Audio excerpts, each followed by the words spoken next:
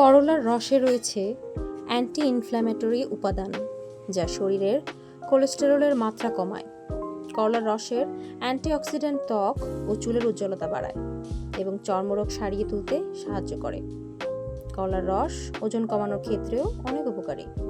করলার রস fat sell burn করে নতুন ফ্যাট সেল তৈরি করতে বাধা দেয়। আজকে আমি করলা ভাজি করব।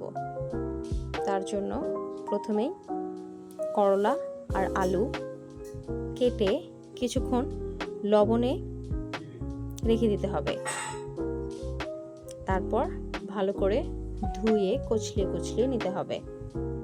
তারপর একটা প্যানে সামান্য সর্ষের তেল দিয়ে তার মধ্যে শুকনো মরিচ ফোড়ন দিয়ে পেঁয়াজ কুচি দিয়ে সামান্য লবণ দিয়ে করলাগুলো ঢেলে দিতে হবে। করলাগুলো যেন সেদ্ধ হয়, মানে নরম হয়ে যায়, তাই কিছুক্ষণ ঢেকে রাখতে হবে।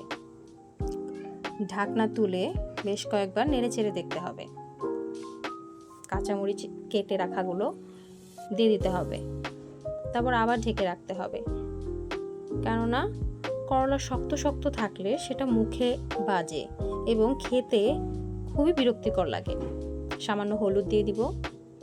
তারপর আবার নেড়ে চেড়ে দমে রেখে দিব। এতে করে খেতে অনেক সুস্বাদু হয়।